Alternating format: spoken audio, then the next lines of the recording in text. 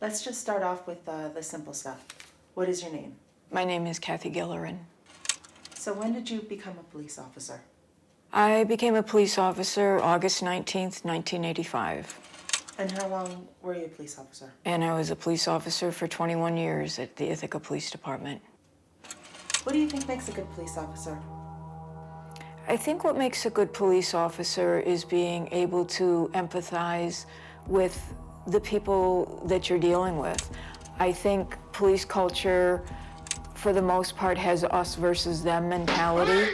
And if you do that, then you can't be a good police officer. I think you have to be able to somehow go with the adage of there, but by the grace of God goes me, whether it's the bad person you're arresting or the victim of a crime. It could be you or it could be someone that you love. We heard from a very impressive young policewoman who was hired as a community neighborhood police officer, and she talked about the difference that has made in the lives of the people of this community. Okay, let's move on now to talk about AERYN a little bit. When you think about AERYN, what are the first words that come to your mind?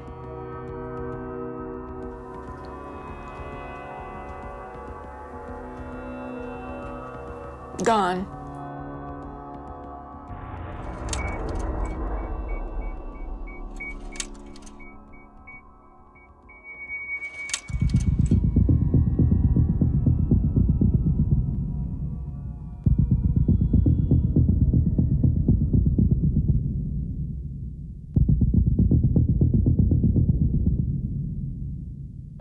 I last saw AERYN September 20th, 2007. He had been home for 10 days. AERYN was a big boy. He was about 6'2", very muscular, wore a size 13.5 shoe, and he did all his shopping at JCPenney's. And so he had to come home every couple of years to do his shopping. And so we ran from one Penny's store to the other for the 10 days that he was here. And the last time I saw him was when I took him to the airport.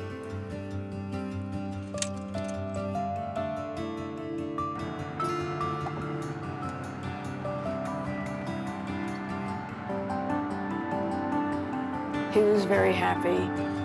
I had 2 foster kittens here when he was here, and he'd never been a cat person. And he fell in love with this one little kitten, Woofy. Woofy. This is Wolfie, a girl. There she goes.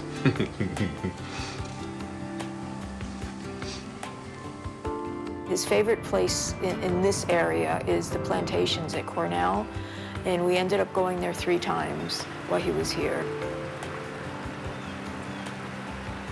And then he spent some time with my mother, and we spent time just talking, watching some movies, and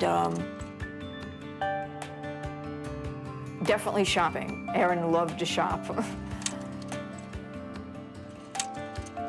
I remember him calling, and I was thinking about it the other day because I remember laughing when he called me, and it had to be, I think, 1999 maybe, and I had known he was gay since he was a teenager, and it was just, AERYN was gay, and that was it. It wasn't anything, we talked about it, he didn't talk about it, so I didn't talk about it, but I knew he was gay. So when he called and he says, well, I have something very important to tell you, and I said, what is it? And he says, well, I'm gay, and I started laughing. And he says, I can't believe you're laughing at me. And I said, well, what other response would you want? I said, I know you're gay. He says, you do? Well, who else knows? I said, well, grandmother knows. He says, she does. He said, well, damn it, I wanted to call her and tell her. I said, well, call her. I said, give me 5 minutes, I'll call her and tell her to act surprised. So I called her, and she says, well, of course AERYN's gay. And I said, well, act surprised. So she did, and then he called me back an hour later, and he says, oh, it was great. He says, she pretended she didn't know, and it was just, hello, AERYN, you know.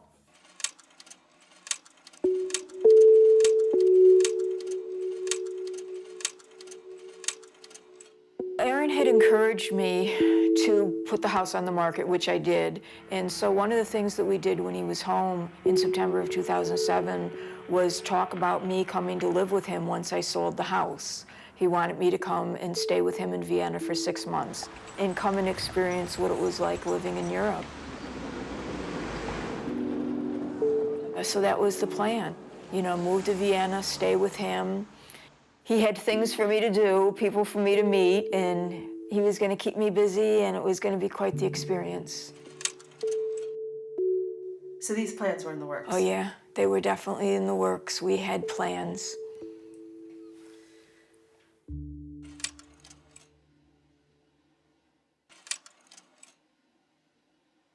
On October 27th, I called him to let him know that I had had some people look at the house, but I still had no offers.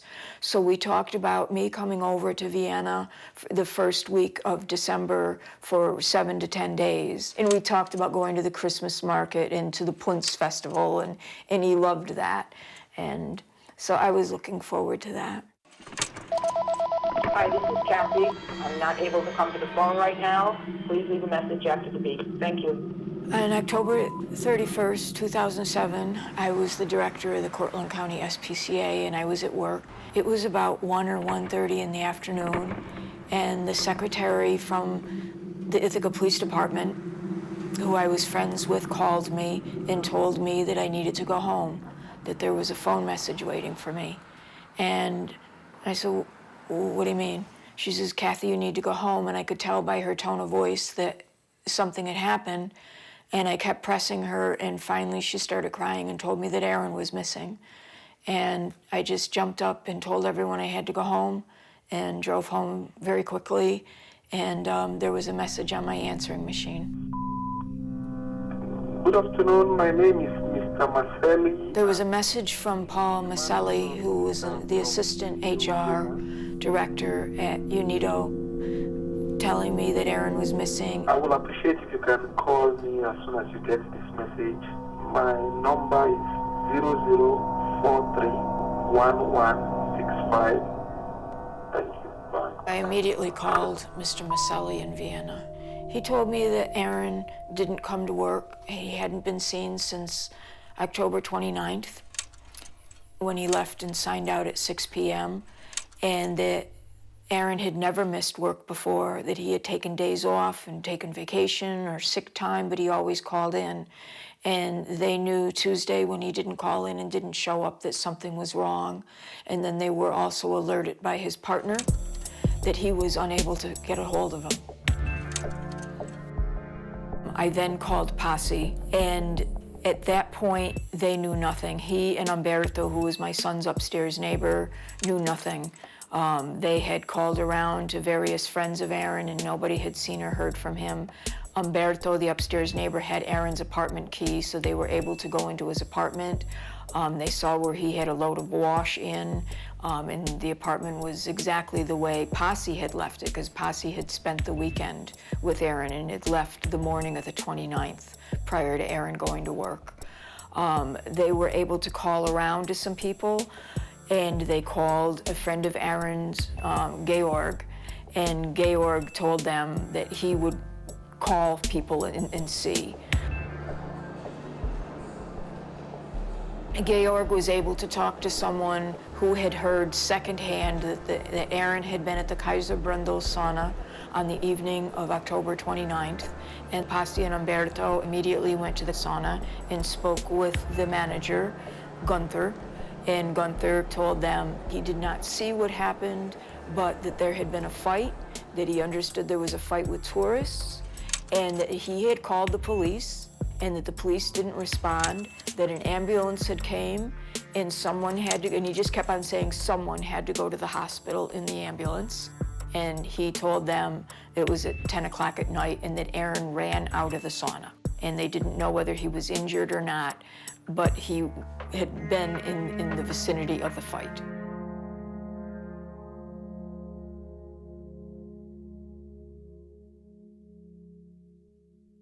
So prior to me going to Vienna, I left on November 1st, the day after I heard about this information. I knew that my son was missing and that something had happened to him at the sauna.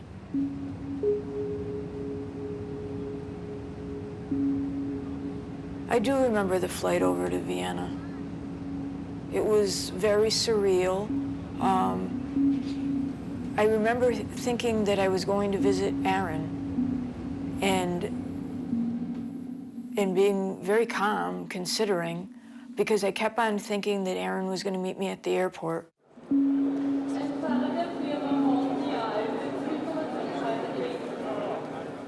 I had only booked the flight for a week because I thought I'll spend a couple days with him and find out, you know, what happened. I don't know, was he hurt? And then I'll come home.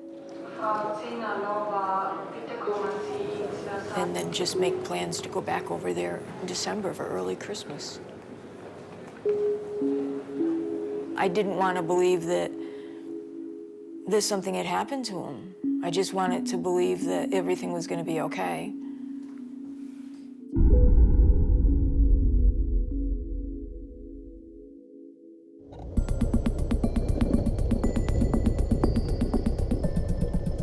When I arrived in Vienna, Posse met me, and we took the train in, and of course I had lots of suitcases.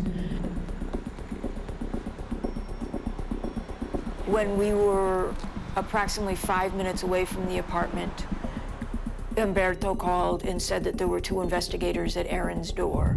So this is AERYN's building here. And Posse told them that we would be there immediately. You know, don't open the door until we get there. AERYN's apartment faced Handel Sky, but this is the door that he would walk into. So when we arrived, the 2 investigators and Umberto were standing outside of AERYN's apartment door. We lived on the 5th floor.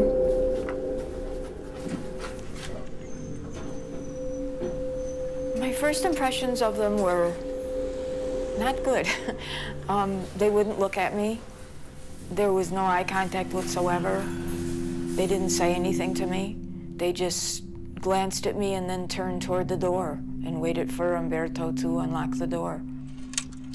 They walked in, and you could see under his bed from the doorway, but they walked in and made a point of getting on their hands and knees and looking under the bed. There was nothing under the bed, you could see that. And then they walked into his living room and they pulled out the sofa couch.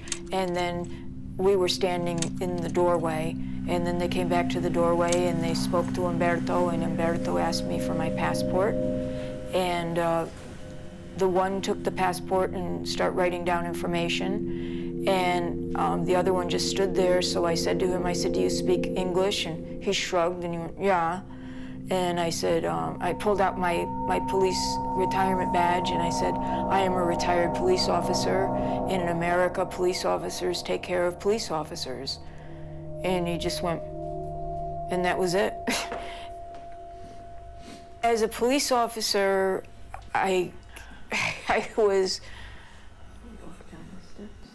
was amazed, I was shocked, and I was angry at the fact that they never greeted me and that they did this cursory search. It was ridiculous.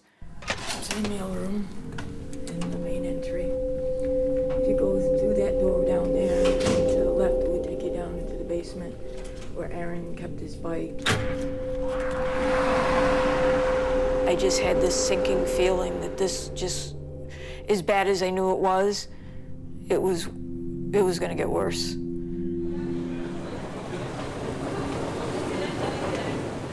After Umberto and the investigators left, Posse and I went immediately to Unido, which is just 2 train stops away from my son's apartment. We met with Mrs. Antonopoulou, who is the director of HR for Unido, and Mr. Maselli and a few other people. And they all shared concern again that AERYN was missing, that this was totally unlike AERYN. And Mrs. Antonopoulou said, let's call the police. Should we call the police? And I said, I think that's a good idea.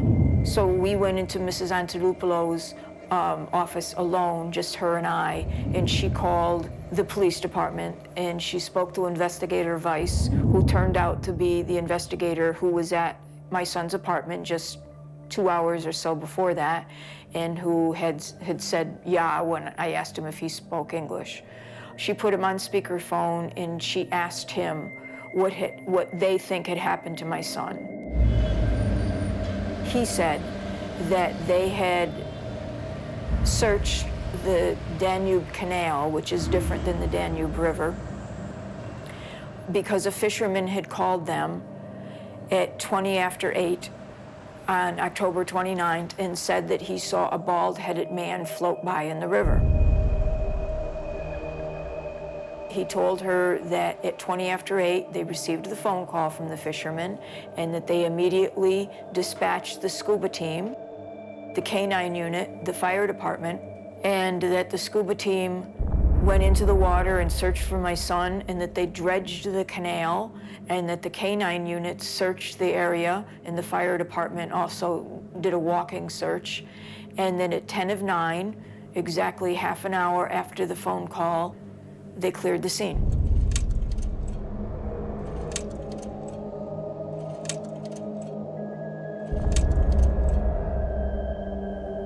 And she was listening to this before she started translating this. She kept on shaking her head and writing me notes. This doesn't make sense. This just doesn't make sense. She just kept on writing that over and over again. So I thought that they had searched the sauna, around the sauna. So I said, well, ask him if they used my son's clothes to search around the sauna.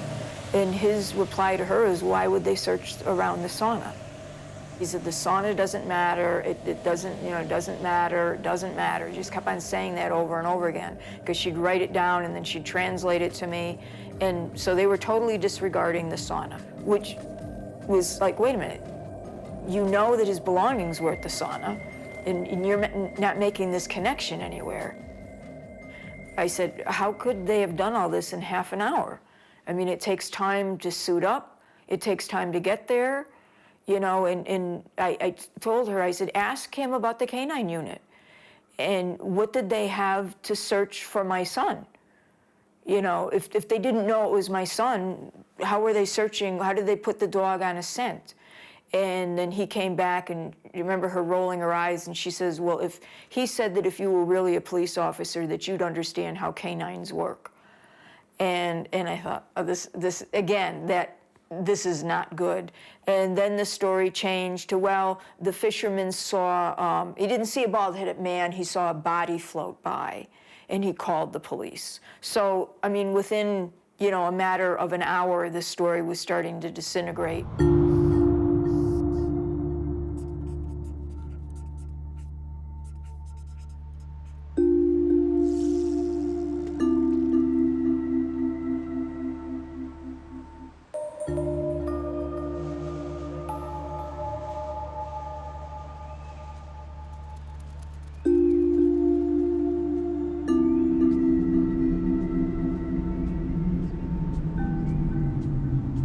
I was at AERYN's apartment. I was asleep November 3rd in the morning, and Pasi and Umberto woke me up and told me that Lieutenant Ornstein, who was the security person who was being the liaison between the UN and the police, was on the phone.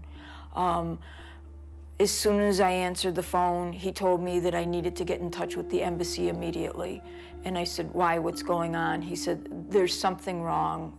The police are changing their stories. He said, there's something wrong. I don't know what it is, but you need to get in touch with the embassy immediately. So I said, okay. And so he gave me a number, so I wrote it down. And I remember I got up and I went to the bathroom, and the phone rang again, and it was Lieutenant Ornstein again. And he said, have you called them? I said, well, not yet. He said, you need to call them. He said, you need to call them immediately. He said, I just had another call from the police, and the story has changed again. He said, something is terribly wrong. He said, they keep changing the stories, and he said, this is not good. He said, we need to do something else. And he says, I am going to call them, and he said, we'll arrange for somebody from HR to go with you to the police department. They'll call you and let you know what time the meeting's going to be.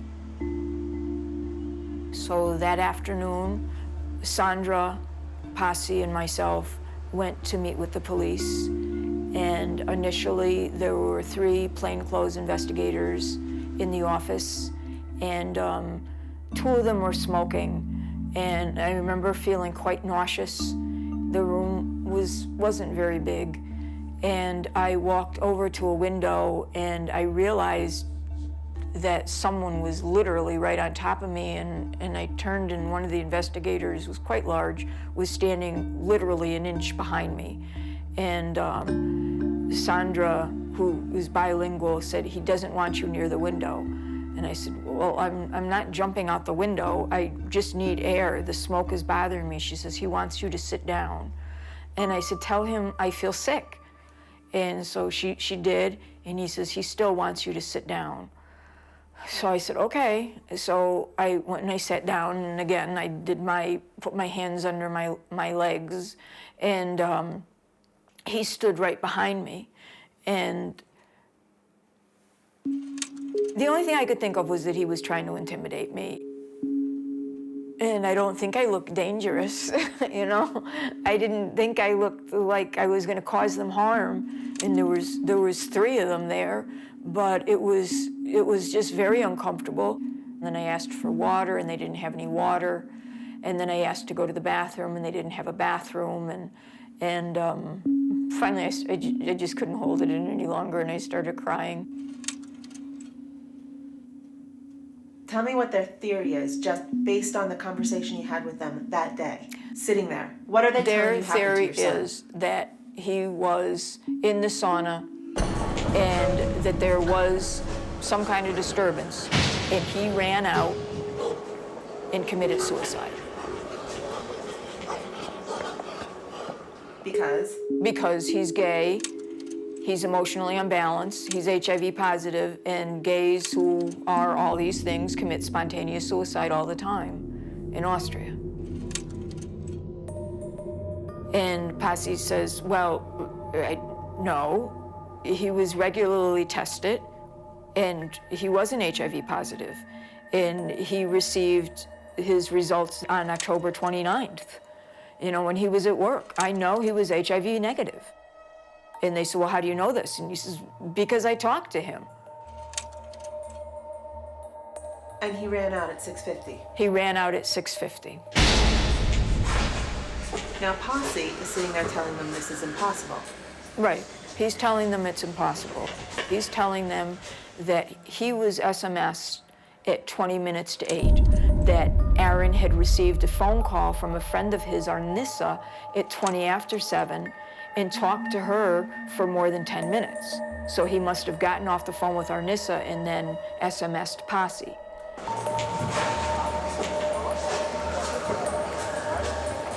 So the 6:50 thing is just, it's impossible. It's impossible. So then the investigator who's talking to Posse then says, well, AERYN's time thing on his phone must be wrong. So Sandra says in English and then says it to German to them. She says, well, that's impossible because you don't set the time on your phone. It's set by the company.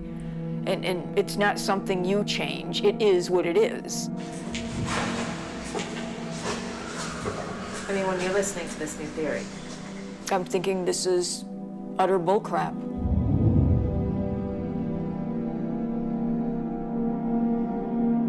You know, they throw out that, oh, wasn't he Mr. Gay Austria? You know, and they ask Posse, did you know he was Mr. Gay Austria? And Sandra turns to me and she says, she looks at me, and I remember her closing her eyes and going like this. She says, and just basically through clenched teeth, she says, he wants me to ask you if you're proud that your son was Mr. Gay Austria. And I just sat there and I thought, how much more surreal can this be? And I looked at her and I just looked at the investigator and I put on probably the fakest smile I've ever done, and I said, extremely, extremely proud.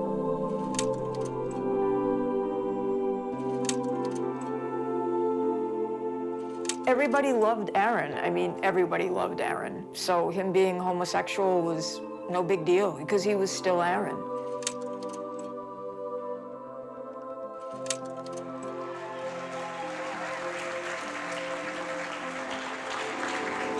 AERYN Michael John Gilleran. He actually went to seminary after Franciscan University in Vienna and Graz, but he was told that He could be a celibate gay priest, but he'd have to be willing to preach against homosexuality, and that's when he left the seminary, because he couldn't do that.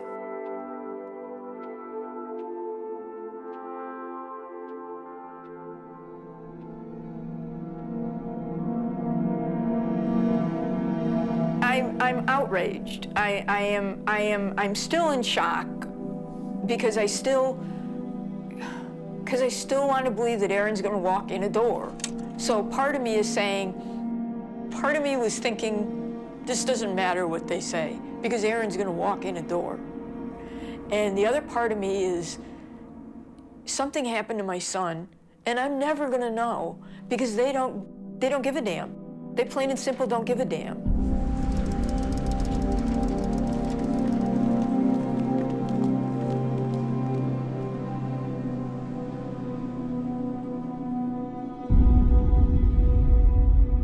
The next day, November 4th, one of the other UNIDO people who just wanted to keep me busy and make sure I was eating came and picked me up, and we walked the canal. If you can go number than numb, if you can be more incredulous than you already are, I'm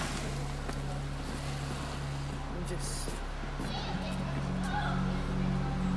tired. At that point, I thought, if Aeryn's in the canal, then I should find him. And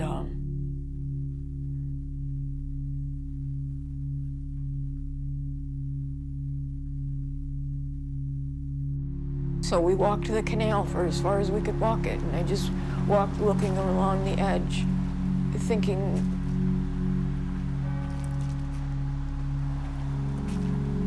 that if he was there, that maybe he was like caught on rocks or something. But there weren't any fishermen, and up further there was people walking. There was a walking trail, but not in that section, because we walked down to that section and you could only walk a certain way. And there was just beer bottles and glass and cigarettes, and we even saw a couple syringes down there, so it was not a nice area. And then we had to walk back up to street level and walk a ways before you could walk along, and where there was an actual walking path where people walk. We walked along the trail here and got to the point where we could see down into the water, where it was shallower on the edges, and you could see tree branches and rocks and stuff. And do you know who the fisherman was? No. I have no idea who the fisherman was. I have never seen the report. The embassy asked for the report. I've asked for the report, and I have never seen the report. The State Department asked for the report. Nobody's ever seen the report. I've seen it in a pile across the table.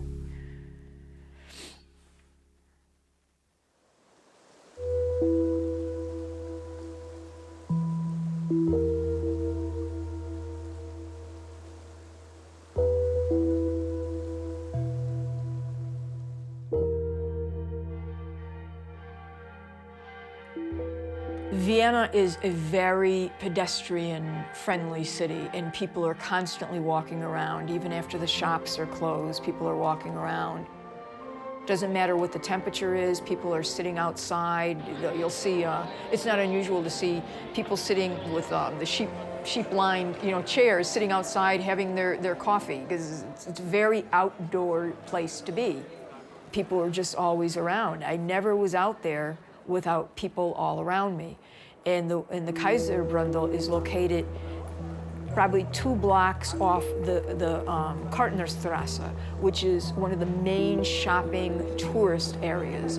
And all these little side streets have shops and restaurants and coffee houses and churches. Directly across the street from the Kaiserbrunndel is a church, which has an evening mass. So there's people coming to mass. Kitty corner to it is a coffee house. I was never out there alone, never. I asked the police if they had any witnesses, and the answer was no. There was no other witnesses, just the fishermen. And the fisherman's story changed from a bald-headed man within, I think, a couple of, was it a day or two, changed to, or it might have been the same day, changed to a body floating, to a scream and a splash, to a splash, to a scream, to, well, a scream in the distance. Right now it is 20 after 7.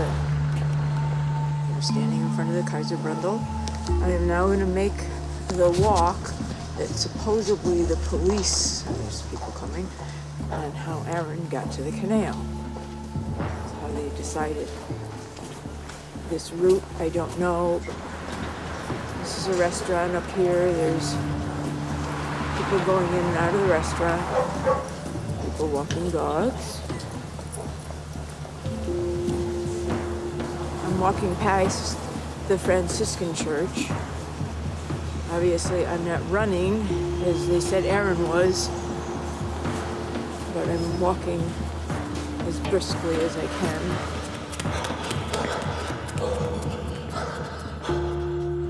As you can see on the left, this is a restaurant, all glassed in, people sitting in the window.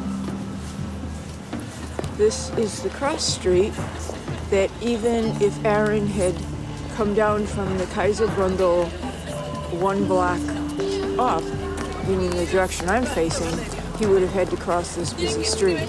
Here is a large hotel, trams, traffic, pedestrians. If you look this way, that's the Schwedensplatz down there.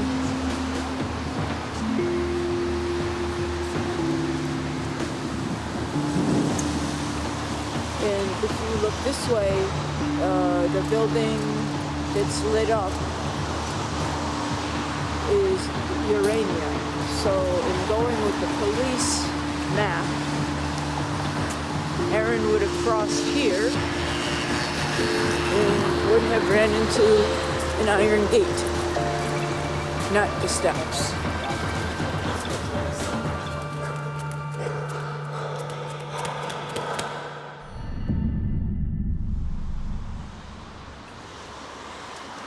The jump from here down to there, I would think would be pretty maiming.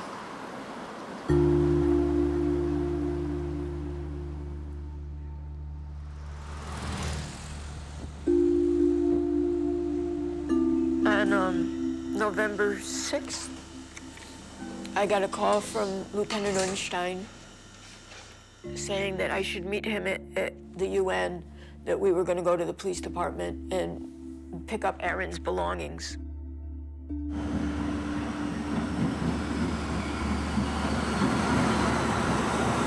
So I went to UNIDO and met with him, and he was very quiet. And we went to the police department, the same police department, and Investigator Weiss was there, and there was another investigator there, the one who had been typing up the report when he was talking to Bassi. He sat over in the corner, and he just sat there with his head down. And Investigator Weiss just stood there, and he had this huge plastic garbage bag on the floor, and he pointed at it, and he said something to Lieutenant Unstein. Unstein said, "That's your son's stuff. That's your son's belongings." And so I sat down on the floor, and I opened the bag, and I could smell AERYN. And I took his T-shirt out, and I just kept smelling it, and I couldn't stop crying. And I asked for Kleenex, and Unstein asked Investigator Weiss, and he said no. And I told him I was going to get sick. And Lieutenant Unstein told him, and he just shrugged his shoulders. And finally I said, "You gotta let me use the bathroom, please, so I can get sick." And Lieutenant Unstein raised his voice. And finally, the investigator who'd been sitting over to the side got up, and went like this, and Unstein told me to follow, and I went to the bathroom, and I just kept on getting sick. And Unstein said, let's go. And so I picked up this huge bag that was all left my son. And out we went. Nobody said anything to us. And we're walking down the street, and Unstein told me, he says, I can't help you anymore. And I just looked at him, I said, what? He says, you know, I'm busy, I've got a lot of stuff at work, I've got stuff going on in my own personal life, and I can't help you anymore.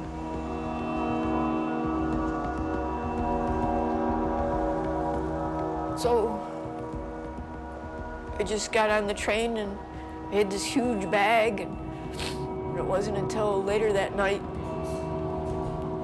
that I had the strength to open it and really look through it.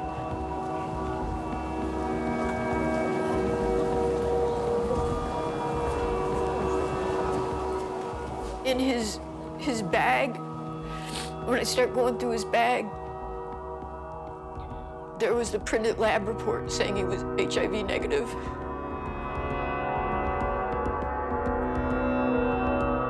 And there was his phone. And when I saw the phone, I called Umberto, who lived upstairs, because I didn't want to touch it and break it and do something that would erase something, and he came downstairs.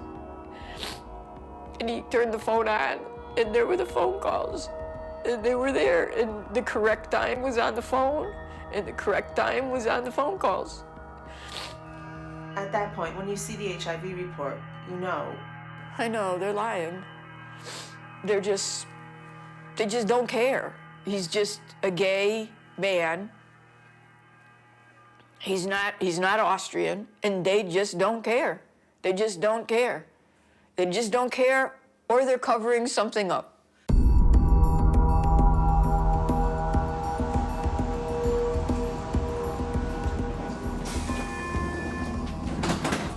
Once I saw the phone and in the lab report saying he was negative, I'm sickened, I'm angry, and I'm scared because I don't know where to go with it. I can't trust the police. I've already met with the embassy, and I know the embassy's not going to do a damn thing for me. This is the consulate office. This is where I had to sit with other people at a table, strangers filling out forms for passports, and talk about my missing gay son to the Consul General, I believe her title is, Constance Anderson. This is where she said she'd pray for my son. She grabbed a crucifix when I told her that he was gay. I have the security liaison person doesn't want to be involved anymore. My son used to work here. Yes, please delete what you type right now. It's for security reasons. Either I call police. It's not allowed. UNIDO doesn't want to ruffle the feathers because they're a guest in Austria. So although they'll send translators with me, they don't want to do anything else. And I'm at a loss. I knew that I really had to pull it together as much as I possibly could and find out the truth, because the police weren't gonna help me find the truth. I mean, he was my son, and if it took me for the rest of my life, I was gonna find out.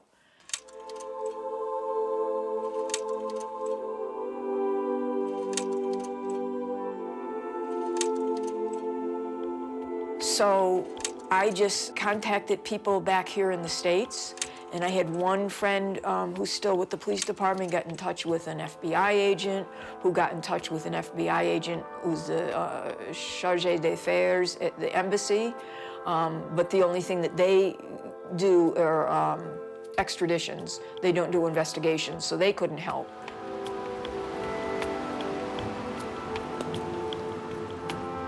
And I lucked into talking to a person who knew a bookstore, gay bookstore owner in Vienna.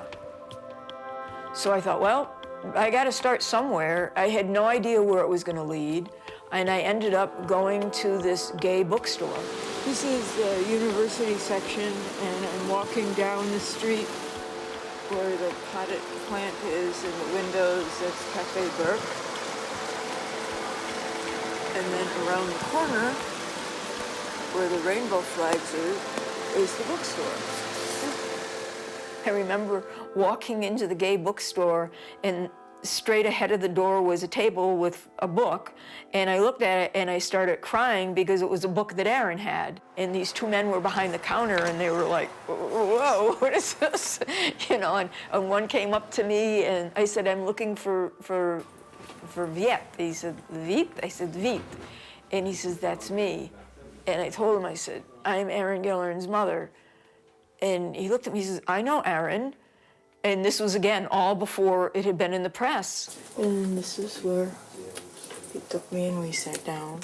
So he took me into the back and I just blurted out everything, and he just sat there overwhelmed with all this, and he said, well, let me make some phone calls. And he says, I'm going to call somebody. He said 2 weeks ago, 2 weeks prior to AERYN's disappearance, so around the middle of October, the police in Vienna started a gay and lesbian support group for gay and lesbian police officers to support them because of discrimination within the police department, and also to train them to be liaisons with the gay community, because the gay and lesbian community was so mistrustful of the police department. So he said, I know the person who's pretty much in charge of this. You know, he's a gay police officer, and I'm going to call him. So he called him, and Ewald said he would come and meet me that night. Ewald talked with me for about an hour. I gave him all the information that I had had. I told him about the 2 meetings that I had had with the police, the one on the 3rd and the one on the 6th, how upset I was at the treatment. And so Ewald went into the bookstore side of this place and called a friend of his who worked at the call center, which I assume is like a 911.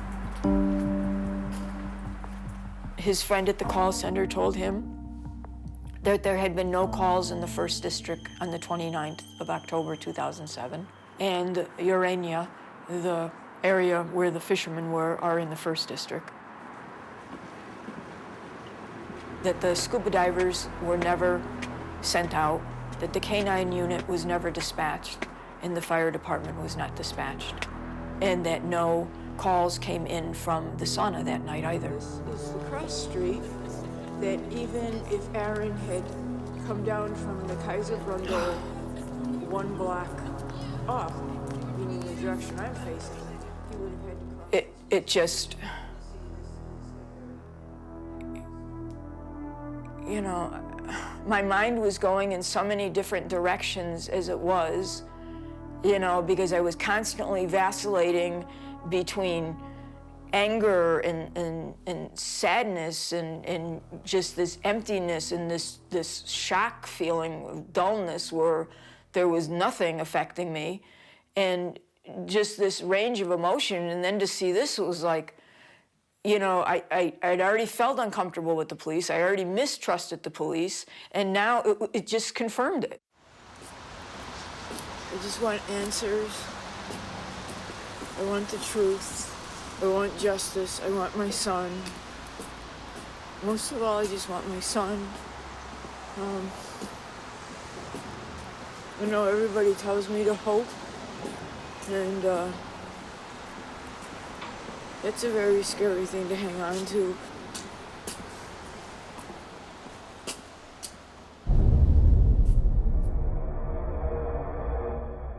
On November 13th, he had a meeting with the police, and Ewald had arranged it through someone, he didn't tell me who, but somebody high up in the ranks. He said, you know, I've gotten a hold of somebody who's very interested in this, and this is a person who helped start the gay and lesbian support group, and they will have someone at that meeting, and you'll be okay. I said, all right. So myself and Angelica Radix, who is the psychologist at UNIDO, went to, again, the same building, the same room where I was given my son's belongings. We went in up these stairs and in. We started off the meeting with Angelica saying to the investigator that sat to my right, we would like it very much if you would only talk for a minute or two and then give me time to translate and then talk again so that AERYN's mother can understand what's going on and if she has any questions she can ask. And he looked at her and he just shook his head and he said, no. And he said something to her in German. And I could see her shoulders slumping. She looked at me, she says, no, he will conduct the meeting the way he wants to. So this investigator just started just talking, just nonstop talking. And I kept on saying to her, what's he saying? She says, hold on, hold on. I said, what's he saying? And I was getting frustrated. And finally I said, this is unacceptable. This is unacceptable. And at that point, this is probably 10 minutes into this meeting, Lieutenant Heimetter stands up, he said, you're unacceptable. Your behavior is unacceptable. He says, you are rude. And I said, I am unacceptable? And I started crying. I said, I am not unacceptable. I said, I don't know what's going on, what's being said. I said, you speak English and you're letting this man speak in German and not let her translate. And you obviously now speak English. But I told him, I said, you are unacceptable. I said, this is wrong and you know this is wrong. And he rolled his eyes. He said, well, then you don't understand. You don't understand how an investigation works. And you don't understand things like spontaneous suicide. I said, I do understand, and I understand from talking to psychiatrists that there's no such thing as spontaneous suicide. And he comes over and he grabs a chair and he sits right down next to me, he puts his hands on my knees, and I went like this and I pushed them off. I said, don't touch me. Do not touch me. So he leaned forward and he said to me, he said, you used to be a police officer. And I sat there, I said, yes. And he said, what were you, a parking meter maid? And he went like that, and I said, no. I was a police officer. I was a neighborhood police officer. Here, my lawyer. Charge out, Richard fucking arm. So, very cocky, he says, so do you have any more concerns? I said, excuse me? They just didn't like the tone. He said, do you have any more concerns you'd like to address with us? Seems like you have a lot of problems with the police. I said, I have a lot of questions, and I have a lot of concerns, but I don't think you're the one that I'm gonna go to with them. And he says, oh, he says, you'll run to somebody else and have them go above our heads?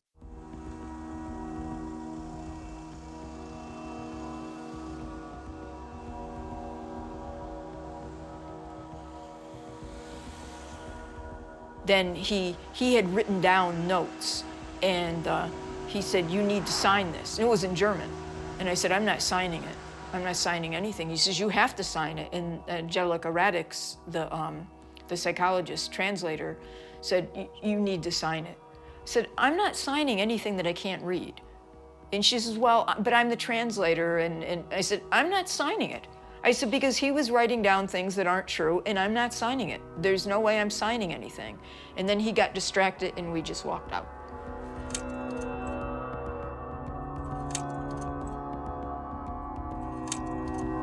All this time, there's been no press coverage of AERYN. Absolutely not. I raised the question with Lieutenant Heimetter about why there was no press coverage, and he said that he didn't feel it was necessary.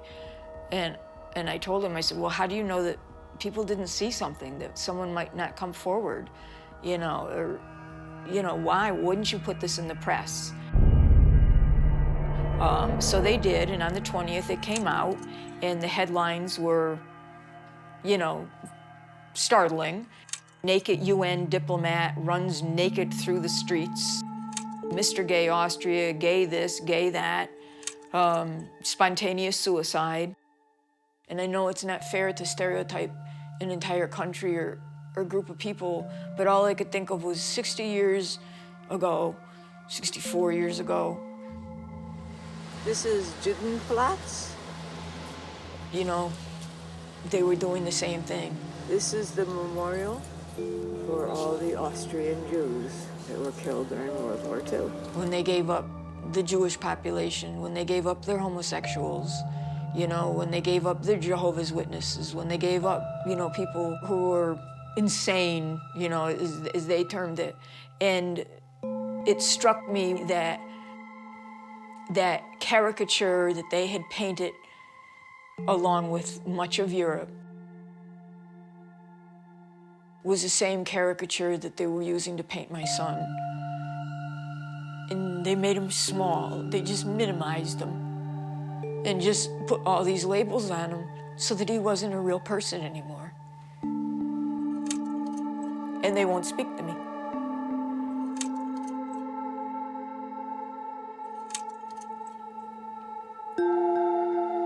And they're turning my son into this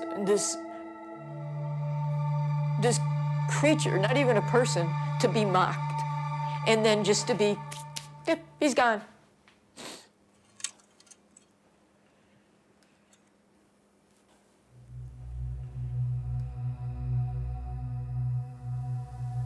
Every morning, someone from the UNITO would call me and get me up in the morning. And this is a view from the UN to AERYN's apartment. I'd get up and I'd go over, I'd have some breakfast and I'd go over UNITO at the UN and I'd have lunch in the commissary because they had American food. I could bring home like real milk instead of Austrian milk.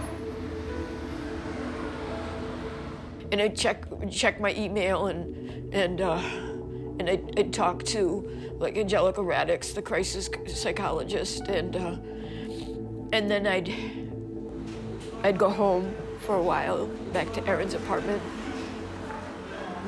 This is the neighborhood that I came up on. It's AERYN's mailbox 204-37.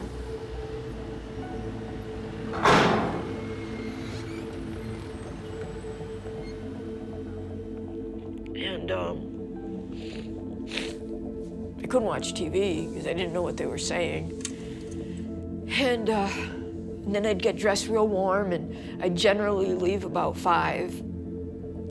And I'd take the U-Bahn to the last stop. And I'd walk all the way back. And this is Schweigen.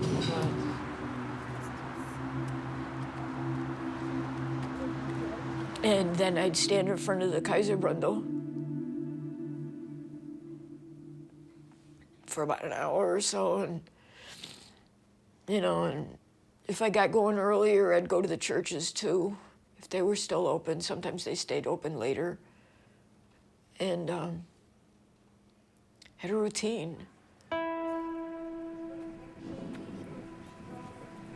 On, I think it was December 4th or 5th, I went there and I was standing outside as normal as I did every night with a picture of AERYN, and this young man came out and he spoke in halting English, but he says, "Oh, AERYN, are you AERYN's mother?" And I said, "Yes." And he says, "Oh, I knew AERYN. He says, come on in. I said, "Come in?" He says, "Yeah, come on in." I said, I can't come in. He says, "Oh, yeah, you can come in." He had a woman by the name of Evelyn with him who was either American or Canadian, and she translated. And because Jens only spoke German, or so he said he did, and he took me on the tour. I shocked everybody by walking in, and the men standing at the counter to check in to get their towels and slippers. I mean, they were standing there with their Hamburg hats and their very, very well-tailored clothing. And, you know, immediately newspapers came up in front of their face, probably thinking I was somebody's wife. And actually, I wanted to see it because I wanted to see the layout. I wanted to see if there were video cameras. I wanted to see what the place looked like. And he kept on stopping and crying. And at one point, I reached out to touch his shoulder because I was trying to act very poised and like I just wanted to see the architecture and stuff. And she said, don't touch him, don't touch him. And I was like, okay, okay. She says, you just have to let him be. She said, this is very hard for him. And, you know, and I'm just keeping things inside thinking, hard for him. And then we got to this one room with murals on the wall, and he stood there and he just kind of went like this, and he started crying, and he went down on the floor, and he just started doing this on the tiles. And inside, I was freaking out, because I thought, what is going on? But I didn't want them to think that I was there trying to get information, because then I knew they'd get rid of me. So I was like, what's going on? Should we? She says, no, this is the last place that he saw AERYN. So he's like down on the floor? He's down on the floor, and he's literally on the floor, and he's rubbing the tiles. And then he gets himself up, and he's crying, and he's just holding himself like this. And we went through a few other rooms, and then we went back upstairs. And I asked her, I said, ask him what happened to my son. And she just looked at me, she says, he doesn't want to talk about it. She says, you need to know, she said, that your son is gone. And she said, it doesn't matter what happened here, your son is gone. And I just looked at her, I said, but it does matter. I need to know what happened to my son. She says, it doesn't matter what happened to him here, your son is gone. Then she told me that he had a present for me, and he gave me 2 polo tops that had Kaiser Brundle on it. And at that point, I was ushered out. That was it.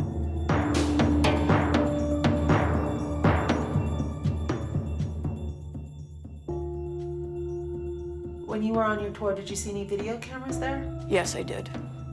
How many, like, where were there video cameras? There was video cameras at the entrance, there was video cameras downstairs, and in one of the hallways, there was a video camera.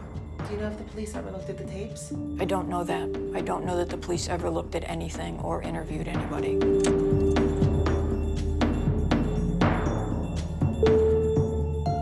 So do you think they know what happened? Yes, I do believe that they know what happened.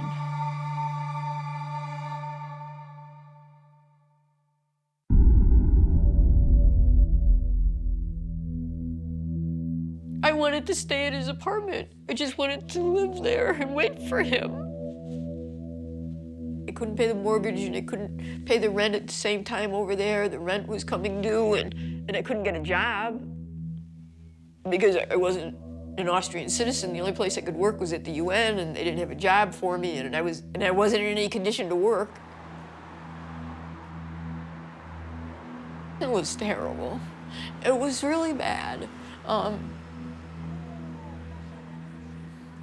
I think the worst part, even more so than getting on the airplane, was packing up AERYN's things and giving his things away. Shipping home what I could ship home. I shipped home all his movies. He had like a couple hundred movies. He loved movies. And CDs, he loved music. And I couldn't leave any of that stuff there, and I couldn't give any of that stuff away. But he had a home. It wasn't just his apartment, he had a home.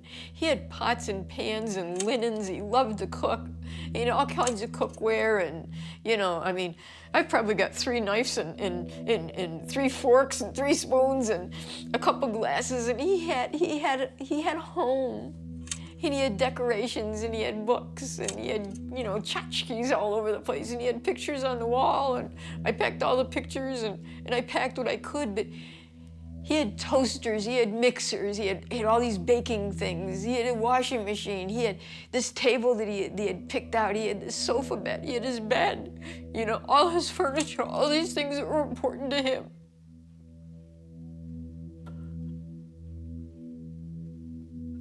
I was just leaving him, and I was just getting rid of all his stuff. And that hurt the most. Because it's all I had left was just his material possessions. There's my stuff goes in, my coats and stuff. Again, there's pictures there. I always keep pictures of people. And there's pictures on the wall there. Let's see. There's Roman, and you're there. And the rest of the pictures with grandmother and great-grandfather. And where's that? There's your dad and you and Ramon there. Okay, well, this is when you come into the house here. I'm at the front door. Oh, there it is, okay. And there's the door to the room. And there's Father up in the corner. This is my closet. This is your room when you come to visit. Hold on. Okay, see? Yeah, Aeryn had a great soaking tub. It was real deep and big, and I'd run the water real hot, and I'd close the door, and I'd shove a washcloth in my mouth, and I'd scream. And I'd cry, and I'd cry, and I'd cry, and I'd cry. So that's it for me. I love you. I hope you guys are doing well. Come visit one day, when you can. And I hope you can actually watch this video. And I hope it support the hell out of you. So, loves, kisses, and talk to you later. Bye.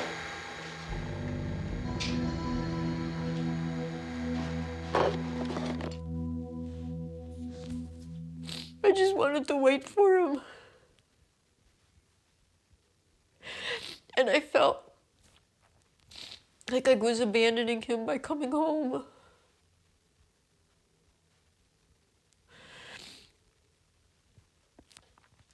I didn't have a choice. I had to come home.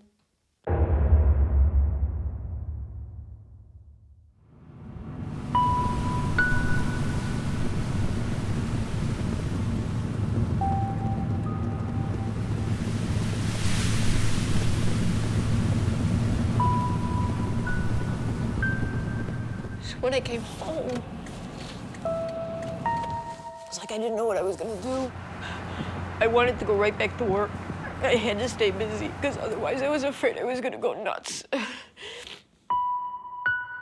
was just gonna live with it. I was just gonna go to counseling, and I didn't know what to do with it. And I just dove right back into work. I literally just dove back into work. I'd work 10, 12 hours a day, because I thought if I'd exhaust myself, you know, and just keep busy with everything else, get involved with all the drama at work, with the employees, with the animals, that I wouldn't have to deal with it. I was just this automaton that was going to work every day, trying to exhaust herself, and then coming home every night and crying and crying and crying and literally howling like a wolf with so much pain and emptiness.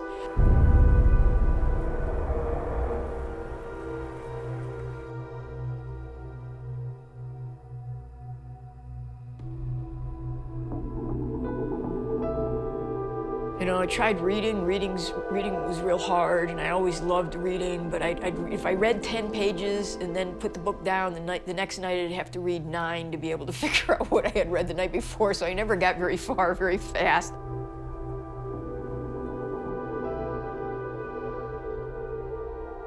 All my friends kept on saying, you gotta talk to someone, you know, talk to this newspaper, talk to that, call this, we're gonna call this, and I'm like, nope, because I didn't trust the media.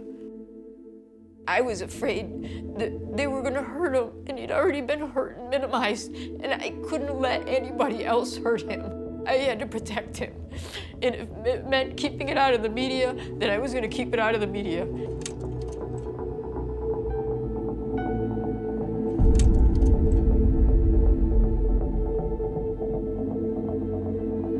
And then in June, the board changed at the SPCA, and in July, they were gonna fire me, plain and simple. I didn't fit into their clique, and so I resigned, and I spent 2 weeks really weepy and depressed and everything, because it was like, oh my God, I have no structure now, I have nothing. All I have is this loop going around in my head. I had a rule, and my counselor hates that I had this rule, but it was like, I don't cry before 4. You know, look credible, look sure of yourself, look strong, whatever. And I tried to keep that rule in effect for those 7 months that I was in sheer avoidance. And then there wasn't anything to hide behind anymore when I didn't have the job at the shelter. There were no more walls for me to hide behind. And then I realized that this isn't just gonna go away. I started making phone calls and letting people know. And my friends were very helpful and knew that this was what I needed to do, knew that this was the healthiest thing for me to do. A miraculous medal, a race number, a bear sewed in 8th grade, and a video. Mementos of a son Kathy Gilleran hasn't heard from since October. After several attempts to contact the Austrian police, Kathy Gilleran finally got a one-page response in May stating that her son was reported missing along with his case number. She says the U.S. State Department is unable to force another government to further investigate, so right now she's just praying for a miracle. Kathy Gilleran will be in Austria on October 29th, the one-year anniversary of her son's disappearance, and she plans on making this trip every single year until she brings him home.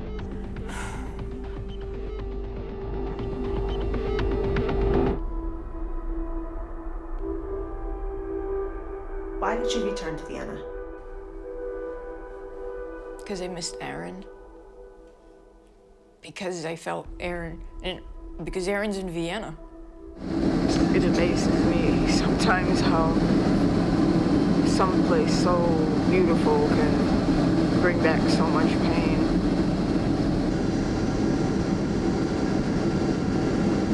I believe that's the Danube.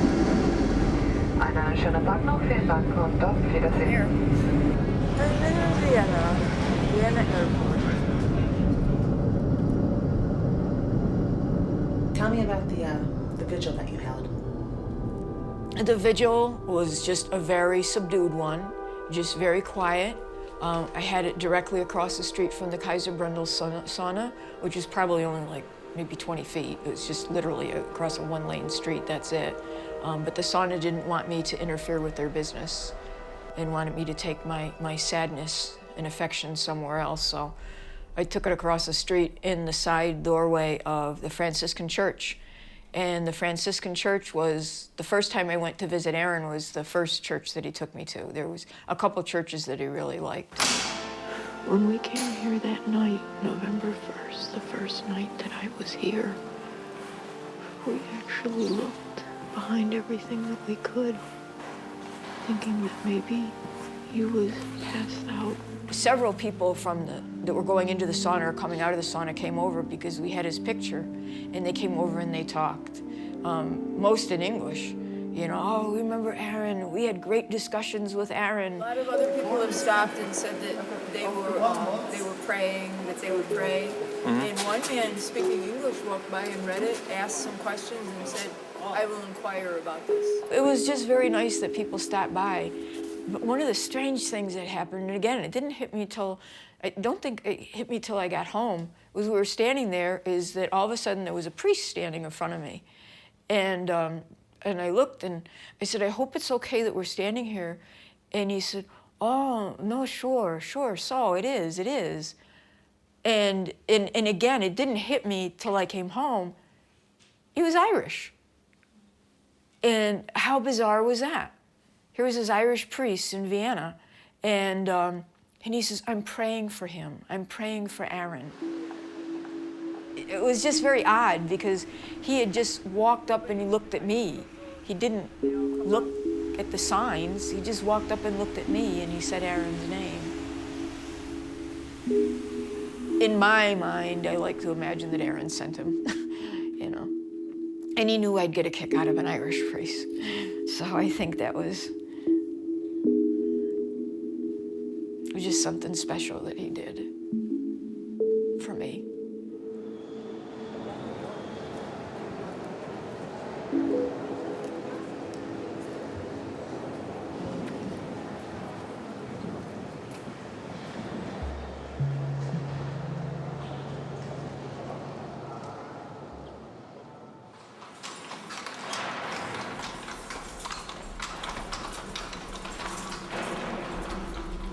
What I did learn after I came back, I had met with a reporter, Joseph Gepp from The Falter, and he did 2 articles for the newspaper. And in it, he says that there were no witnesses. because this is what the police have always said, that there's no witnesses except for the fishermen. And the next day, he had an email from a university student that said he saw AERYN, that he and his girlfriend saw AERYN. And Joseph wrote to me, he says, I'm not sure whether to believe them or not. This is the U-Bahn station, and the students were standing somewhere around here and saw AERYN running up these steps. Initially, when Joseph emailed me and told me that people had seen my son running,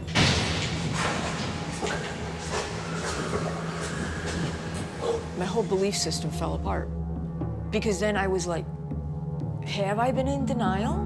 Did he jump up from the sauna and just run and jump into the canal? And Joseph called them, and then he met with them. And they were out walking. They saw AERYN run near the Kaiserbrandel, naked, covering his privates. And the girl, they said that they thought that maybe it was a college prank or something. So the girl did the wolf whistle, and that AERYN stopped and turned and looked at him. According to the witnesses, this is approximately where they saw AERYN, and they were over there.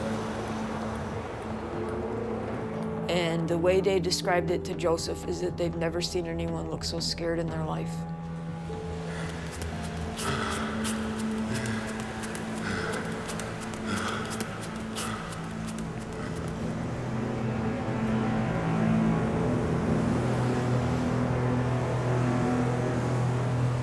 I wrote him plain and simple. I said, so did he commit suicide? So he committed spontaneous suicide? And he wrote back, he says, nobody says that, except for the police.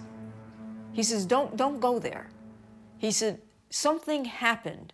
Something happened to your son. Something happened at the sauna, and after that, we're gonna have to figure out what happened then. And he says, but irregardless, he says, if your son ended up in the canal, he says, it wasn't his choice.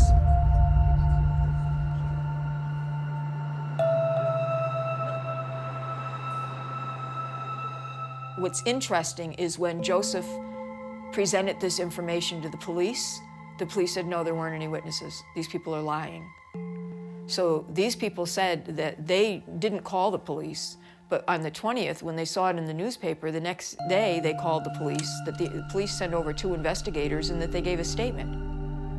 And the police say, no, they're lying. So these people are either credible enough or stupid enough, the gentleman was anyway, to give his name and allow Joseph to do another story, including the man's name, saying what the man saw, and the man saying, I don't know why the police would say that nobody came forward. And like Joseph said, he says, I believe him. And he said, and he's willing to give his name and willing to speak out against the police. And that's huge there. That is absolutely huge.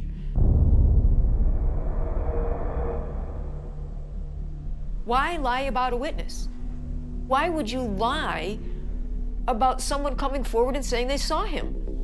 If they had told me back then, I would have went like this.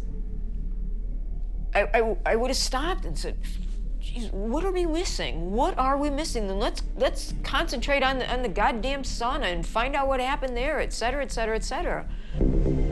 I think this was entertainment for them. They weren't afraid to change a story like that in front of other people. They weren't afraid of telling things that couldn't possibly be true in front of other people. They weren't afraid of showing, like the SMS things and saying in front of other people and reconstructing it. They weren't afraid of doing any of this. And that's what's so scary. I know from being a police officer, that's a whole lot easier to show up at a crime scene, see a dead body and go, yep, suicide. So, you know, I'm communicating with friends back home, and they're saying, you know, hire a private investigator, hire an attorney. UNIDO sets me up with a freebie session with an attorney who speaks English, well, kind of. And he tells me, he says, well, you know, put your police hat on and think about it. He says, you've got a gay sauna in the fanciest district of Vienna. How do you think it existed this long? He said, don't you think there's somebody connected to the sauna in government or the police department or whatever? And I'm thinking, yeah. He says, you'll never find the truth. I've talked to several police and they all say the case was botched. There's so many things wrong, but they cannot talk about it for fear of their life.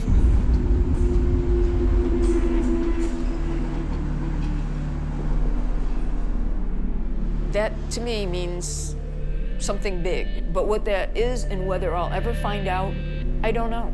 And that's what scares me, that I will have to live with not knowing. I mean, knowing is still going to be difficult to live with because I still won't have AERYN. But not knowing is just this perpetual limbo.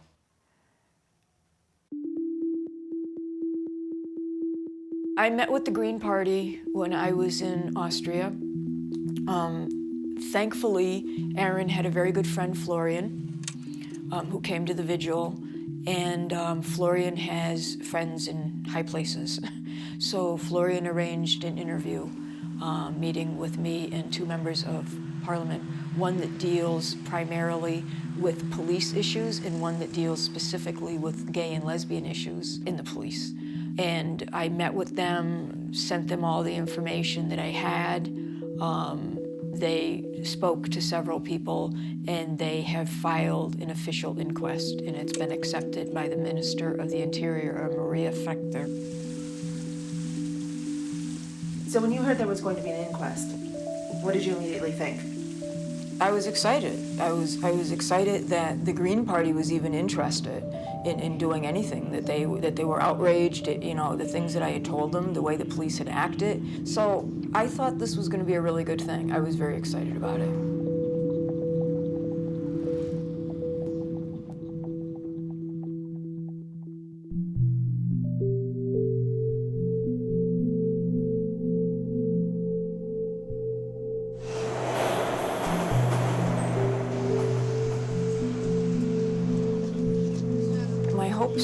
Were that the truth was going to come out, that the police were going to have to admit that they lied, admit that they had fabricated, that they had manipulated information, and that they had treated the case badly, that they had defamed my son, that they had treated me bad, and in AERYN's absence, they had treated him deplorably.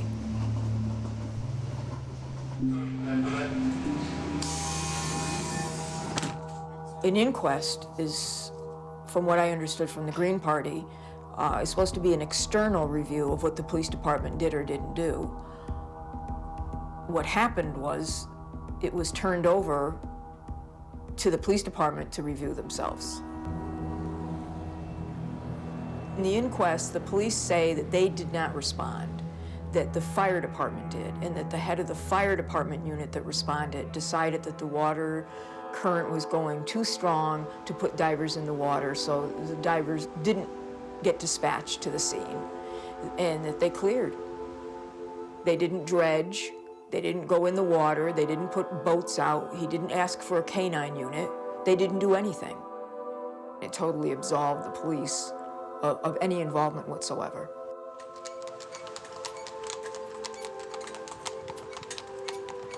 I walked around. I mean, it was early in the day, and I ended up just walking around.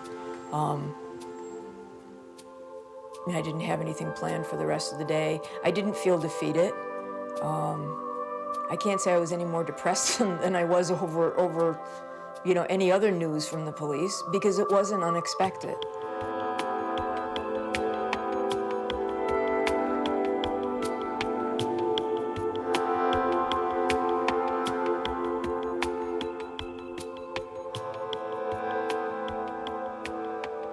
AERYN loved Vienna. Everything about it. The people got dressed up. That was a big thing. Vienna was his literal cup of tea, because he could get dressed up and he could walk around and feel proud of himself. He loved the culture. He loved the architecture. He loved everything about it. Just the fact that it was old, that it had tradition. We went around and he showed me all the buildings that he loved. Church up in the distance called the Mexico Church. I was there for a wedding. There is the term, the Donald term, it's kind of shaky. And that was the tallest building in Europe for a long time. He loved the history of it, the Habsburgs, the Kaiser and Sisi and all that. That's an old statue of old Kaiser, Franz Josef. This is part of the old palace. It's called the Hofburg. We went to the Habsburg Palace and just everything. He just loved it and I appreciated it.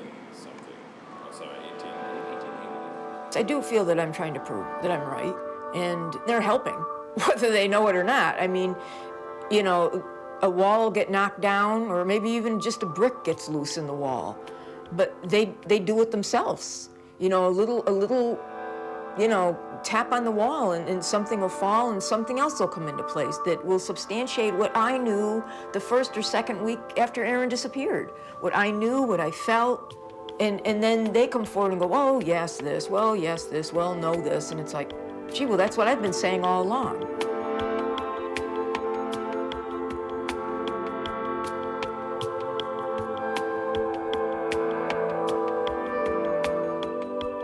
I guess my hope is that I keep it going. I'll just keep on knocking more bricks out. And my ultimate hope is that somebody develops a conscience at some point and comes forward.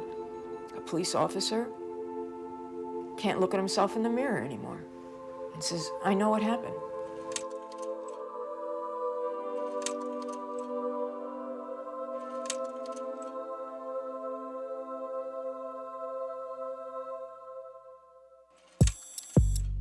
A mother here in central New York is searching for her son. He disappeared 3 years ago.